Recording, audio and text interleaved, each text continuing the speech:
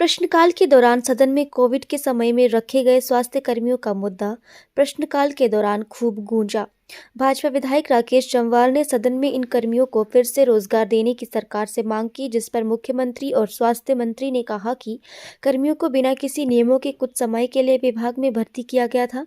सरकार आने वाले समय में उनके अनुभव के अनुसार जरूरत पड़ने पर इनको प्राथमिकता के आधार पर फिर से रोजगार देगी। राकेश जम्वाल ने कहा कि कोविड के समय जब अपने ही अपनों से दूर हो गए थे, तो ऐसे वक्त में रखे गए इन स्वास्थ्य कर्मियों को नौकरी से निकालना सही नहीं है।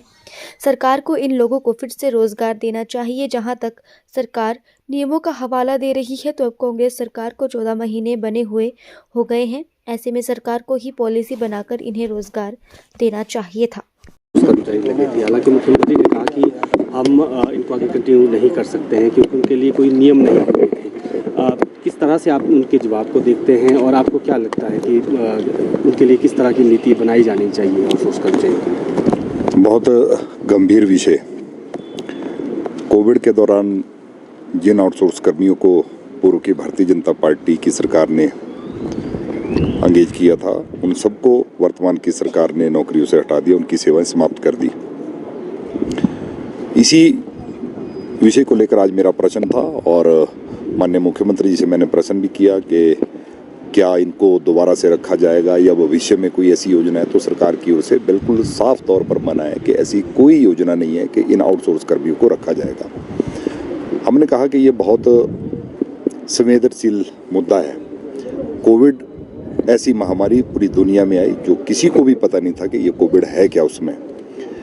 और उस महामारी की स्थिति में जब बेटा पिता के पास नहीं जा रहा था, भाई भाई के पास नहीं जा रहा था, तो ये कोविड के दौरान जो आउटसोर्स कर्मी, चाहे वो वार्ड अटेंडेंट थे, चाहे वो सफाई कर्मचारी थे, चाहे वो ड्राइवर्स थे, चाहे स्टाफ नर्सेज थी, ऐसी बहुत सी अलग अलग कैटेगरीज में जिन लोगों को भर्ती किया गया था, उन्होंने पूरे उस कोविड के दौरान अपनी जान पर खेलकर लोगों की जान बचाने का काम किया।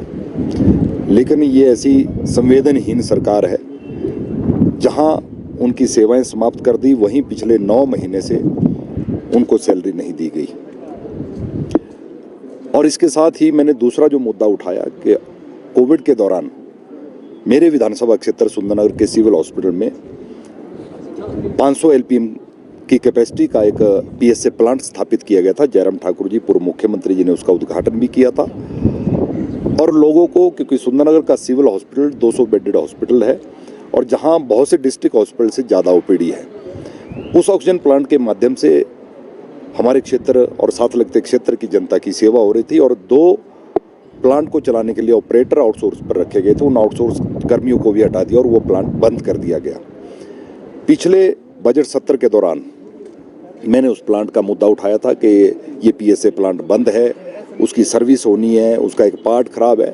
तो मुझे सदन के अंदर स्वास्थ्य मंत्री जी ने जवाब दिया था कि 1 सप्ताह के अंदर अंदर ये पीएसए प्लांट जो है वो चला दिया जाएगा। आज दूसरा बजट सत्र आ गया, 1 साल के बाद भी वो पीएसए प्लांट अभी तक नहीं चल पाया। आज सदन के अंदर माननीय मंत्री जी ने आश्वस्त किया है कि जो 2 ऑपरेटर रखे गए थे उनकी सेवाएं बहाल कर दी जाएंगी। लेकिन अब ये कितना सत्य साबित होगा ये तो भविष्य ही बताएगा। और उसके साथ जो प्लांट को चलाने की मैंने बात कही कि उसकी सर्विस होनी है, कोई पार्ट उसका खराब है, उसको लेकर भी मुख्यमंत्री जी ने कहा है कि मैं अधिकारियों से रिपोर्ट मंगवाऊंगा।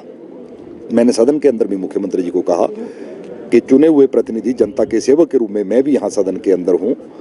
और अमर उजाला समाचार पत्र में बड़ा प्रमुखता से भी इस खबर को छापा गया है। क्या आपको ना समाचार पत्र पर, मीडिया पर भी विश्वास नहीं है और ना चुने हुए प्रतिनिधि पर भी विश्वास नहीं है? आपने कहा कि मैं अधिकारियों से रिपोर्ट मंगवाऊंगा। तो मुझे लगता है कि इस सदन के अंदर सरकार की ओर से जो जवाब आता है वो झूठ बोलने का काम जो है सरकार सदन के बाहर तो करती है, लेकिन सदन के अंदर भी कर रही है। मैं सीधा सीधा आरोप सरकार पर लगा रहा हूं कि प्रदेश के मुख्यमंत्री जी भी और प्रदेश के मंत्री भी सदन के अंदर झूठ बोलकर सदन को गुमराह करने का प्रयास पिछले 14 महीने से कर रहे हैं।